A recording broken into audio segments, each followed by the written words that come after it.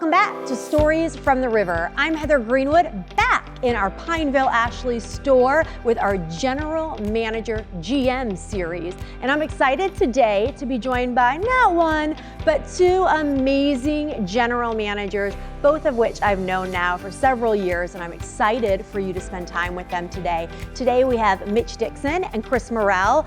Mitch and Chris, welcome to the podcast. Yeah, excited. I'm so happy to have you guys here in Astoria. Chris, thank you for driving down from the mountains to join us today. Welcome to Stories from the River, a show in which we go behind the scenes at Broad River Retail. So for our listeners and our watchers at home, I'm going to have you guys introduce yourself. Tell us who you are, where you work, how long you've been at the Broad River, and kind of what you do every day in the general manager role. So Chris, I'm going to start with you. Perfect. All right. Well, my name's Chris Morrell. I've been with Broad River, almost 8 years now. So I'm at the Arden location in Western North Carolina.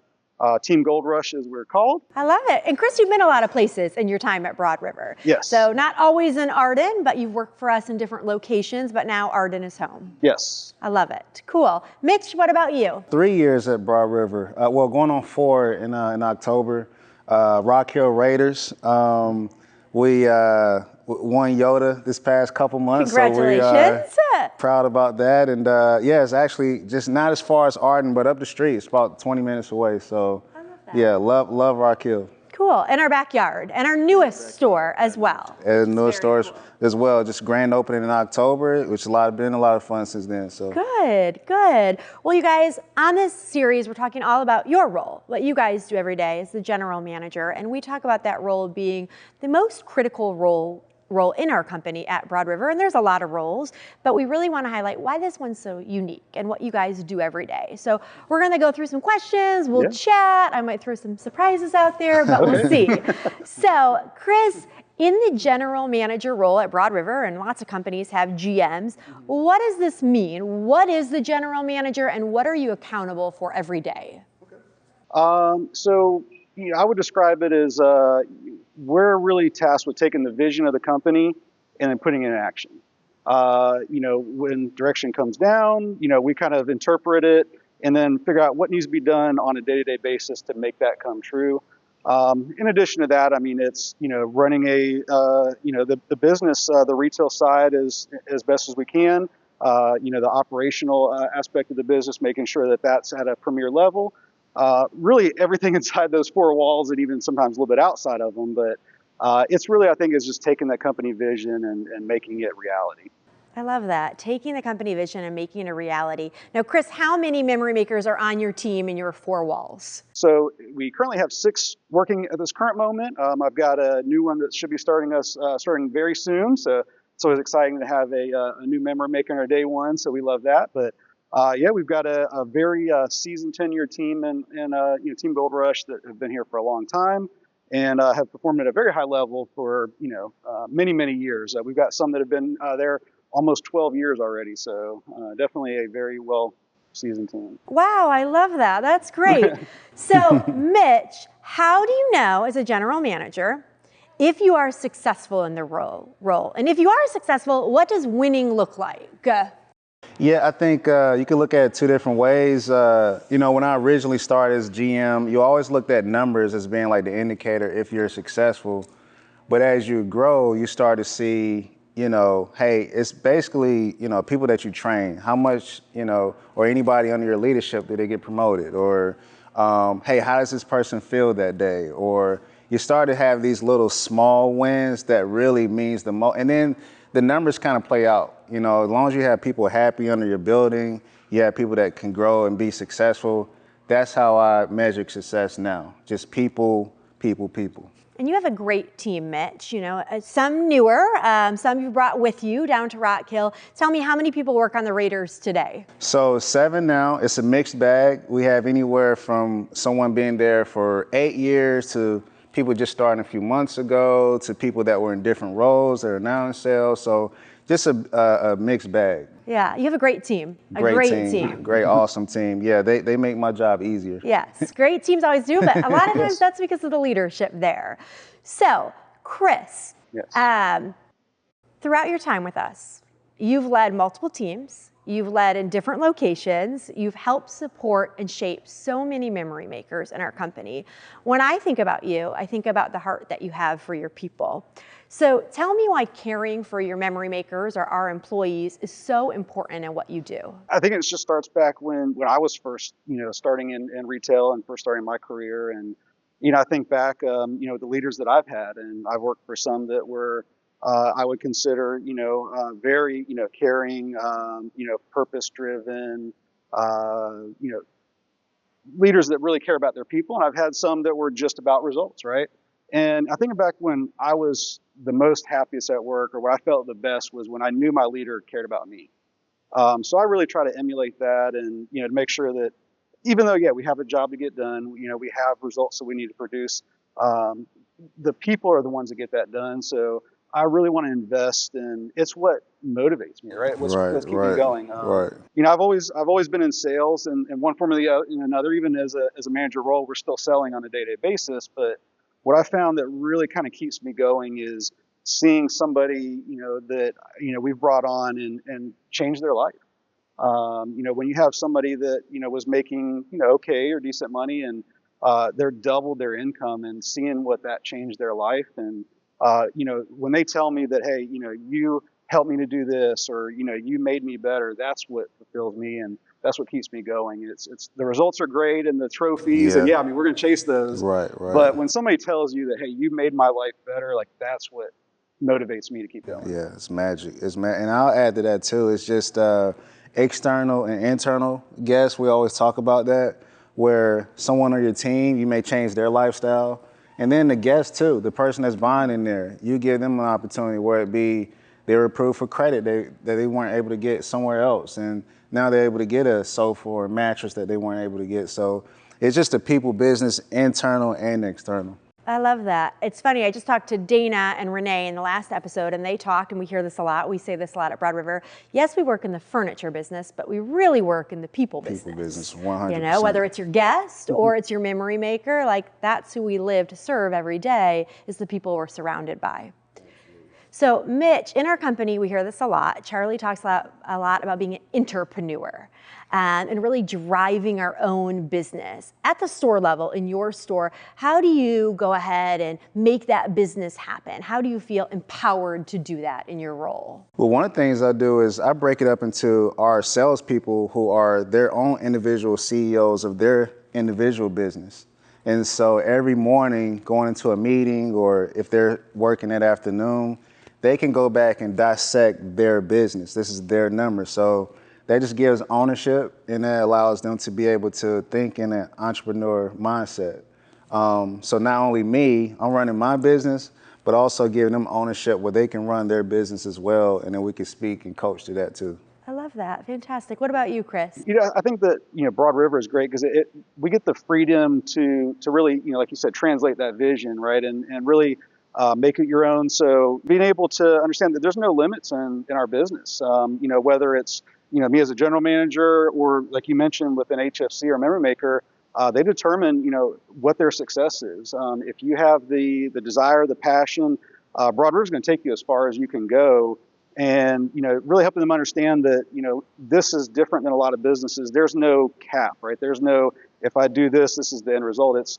There's an unlimited potential, and, we're just going to help you to set that goal. And hey, you achieve that goal, there's another one that we can find, and we're going to help you to achieve that one. But I think it's really understanding that this business, there's so much upward potential that the sky's the limit. I think, you hear Manny say that, we're just at the base of the mountain, right? We still haven't figured out where the top is yet.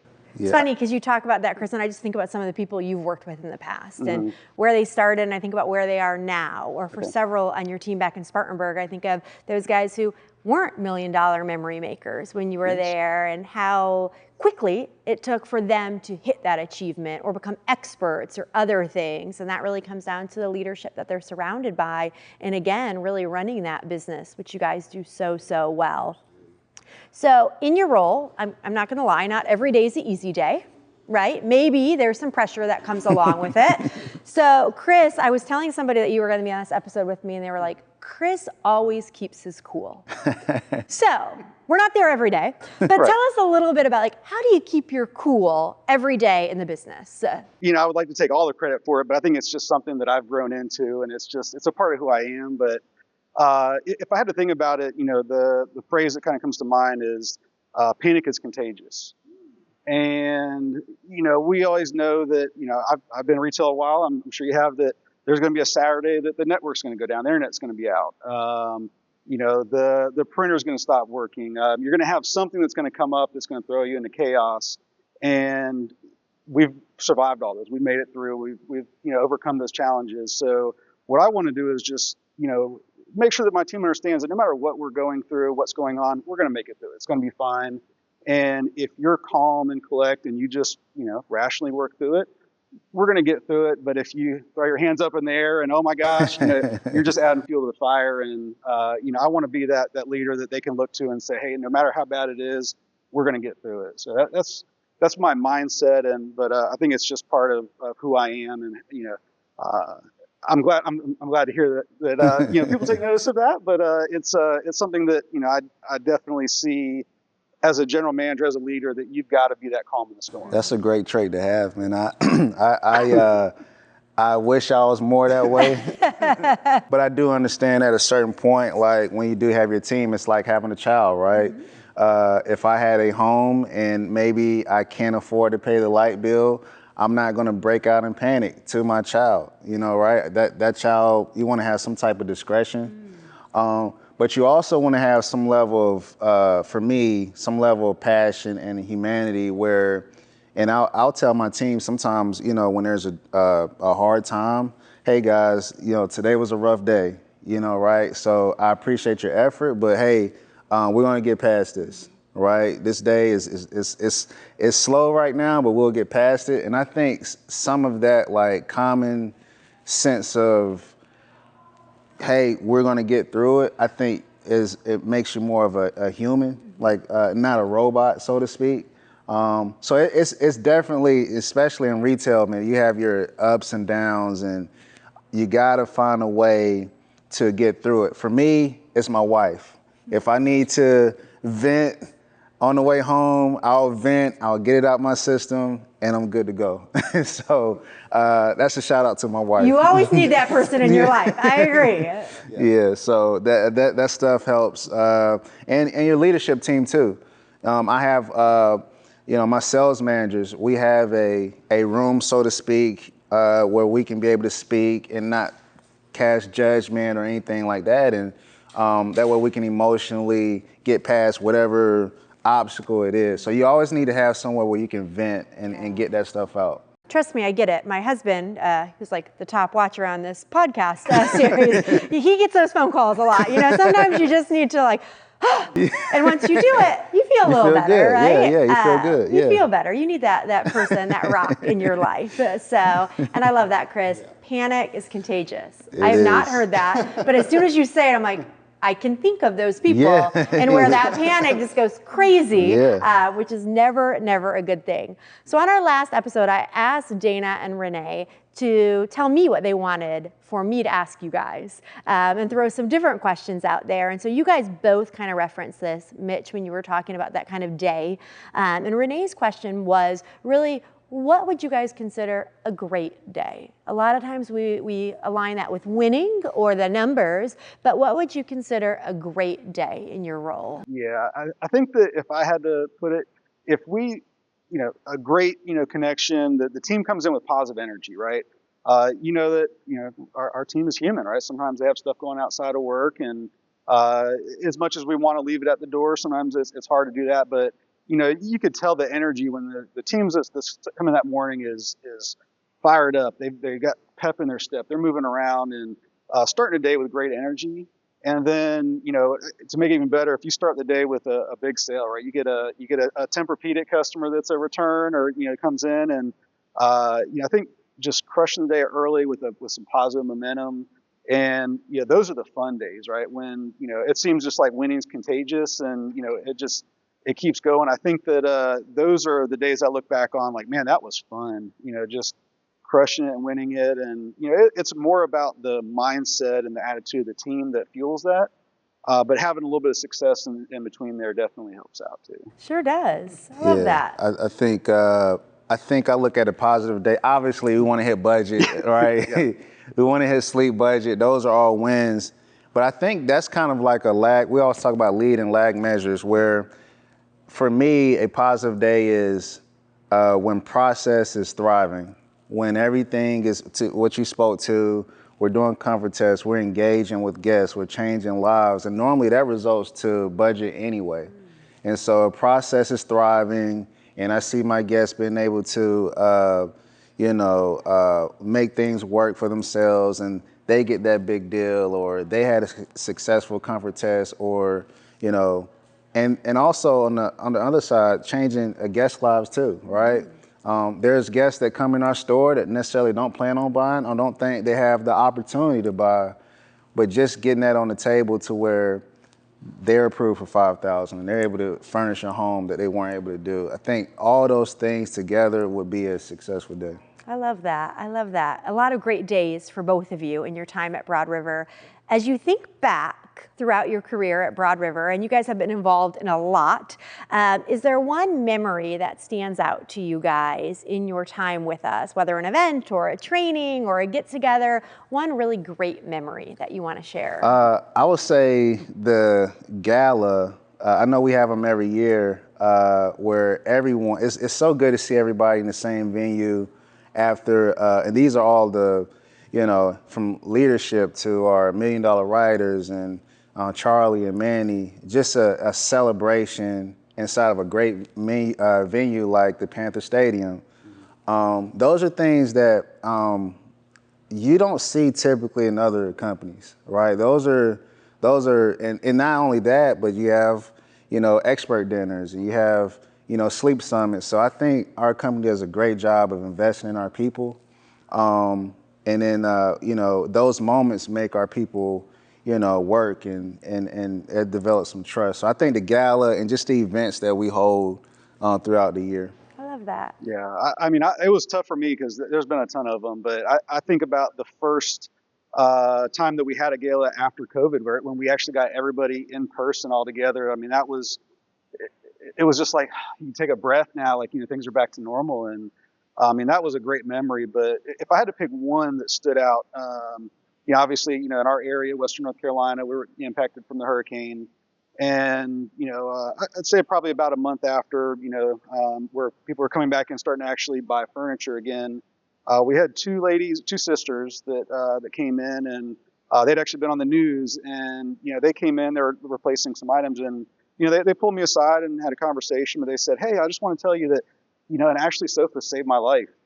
And I was like, wow. So, she told me a story about, the flood was coming in, and her and her sister had mobility issues, and they were kind of trapped in their house, and they actually had, one of our sofas, and they floated on the couch cushion out until they got rescued out, in rushing water. And just hearing that story and the impact of it, and, something that translated that, she pointed out it was an Ashley sofa, and came back in just to kind of share that memory with us. And, I'm sure there's many, many stories, around that, but it just stood out to me that, hey, like, we were a part of that. And just, that action and that conversation, I don't know how many years, 5-10 years ago, we talk about, we're in people's lives with what we do. And that's just a result of something that happened many, many years ago that we were impacting her life. And, it was a great story to hear. And we've actually had guests that didn't know them personally and came in and bought furniture for them just because they heard their story. So it was that was definitely a memorable one for me. So. Wow, that is furnishing amazing. life's best Yes. memories. That is. Wow, that's beautiful. Yeah, that is. Dana's question, very similar, and I feel like I can get something from both of you on this one. Really great question about influence. We talk about a lot in leadership about influence. And so her question for you guys was really about who has been your biggest influence in life, and how does that show up every day in what you do?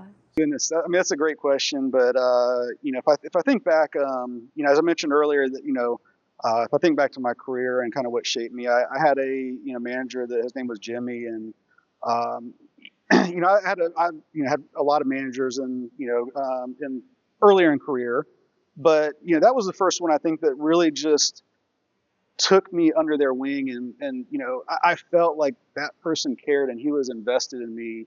And conversation wasn't just about business; it was personal conversations. Right? What is your goals? Where do you want to go in life? Where do you want to be at in 3 or 4 years from now? And if I look back and somebody that shaped who I am as a leader, that was really what I kind of emulate, is somebody that takes the time and pulls you aside and invests and has that conversation. Where do you want to be at? What does success look like for you?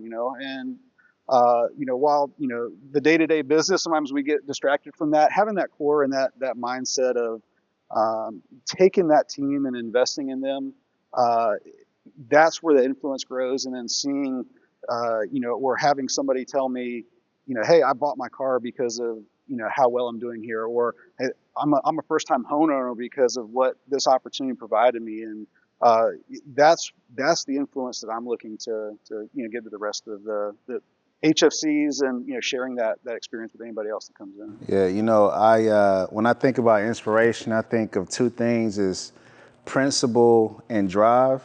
For me in my life, principle was based off my dad. My dad, he passed away 10 years ago, but just being the only child till I was 10 years old, he taught me a lot of principle, integrity, and things like that that I still carry with me today.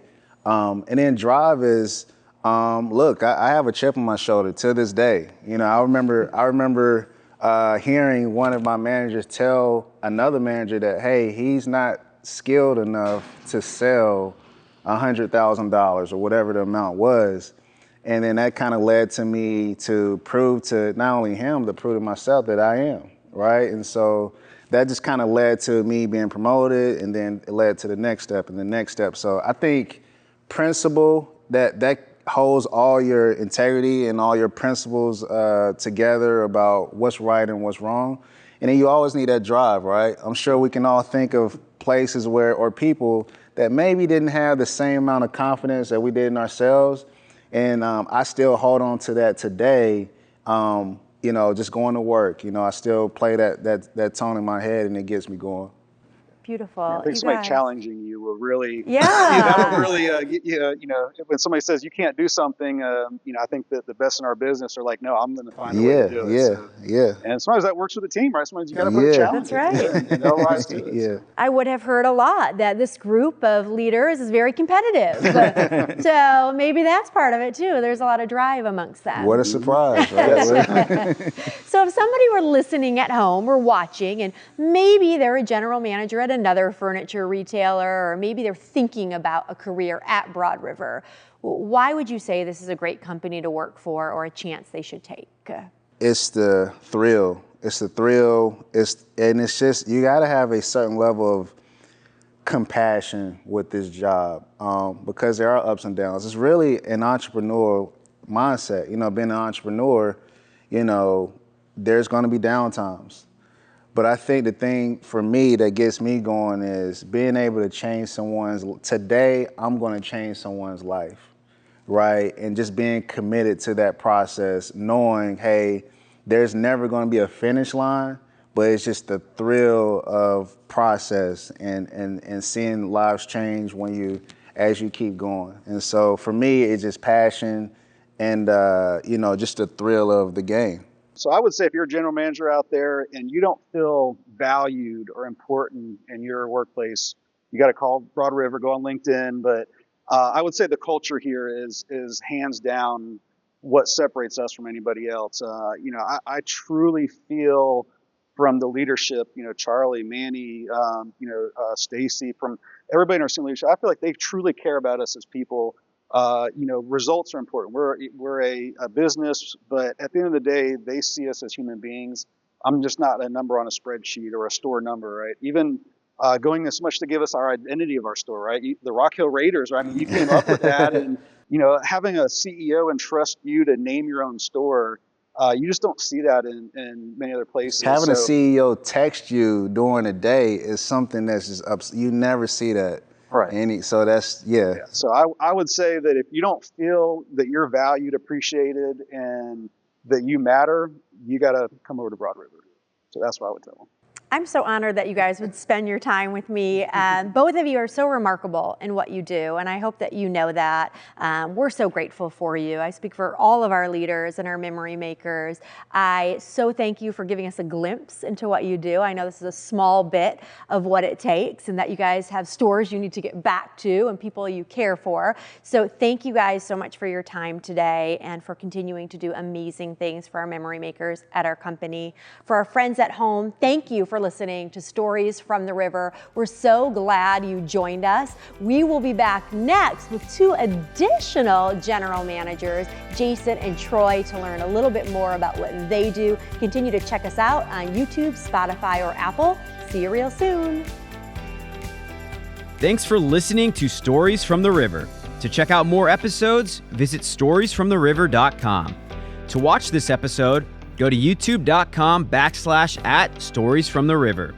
Join us again next week, and remember to like, rate, and subscribe to the podcast.